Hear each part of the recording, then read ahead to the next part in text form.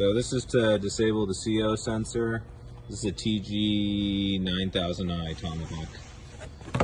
So you're going to take off, if you're looking at the right panel, and basically there's a CO sensor that if you back it up against a wall, kind of, this is the CO sensor. If that muffler's hitting it, and maybe it's not indoors and it's safe to do, but if you need to disable it in certain circumstances, this is how to do it.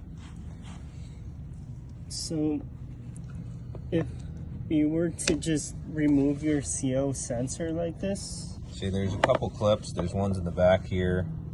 It's the front one. It kind of looks like a module right here. if you were to remove this, it would shut down your engine, since these two black cables, they will disable the grounding to the engine. So what you have to do,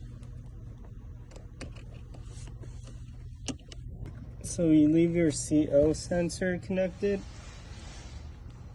You will have to cut these two wires. Once these two wires are cut, you will connect them together. Yeah, otherwise you need to ground them together basically, and that'll disconnect it. It won't affect the machine. So the easiest way is just cut the two and then use electrical tape, make sure they're stripped and they're touching. If you want to do a little more professional, you can solder them together. It's not that important. Just keep in mind the CO sensor is a new thing in the generator field.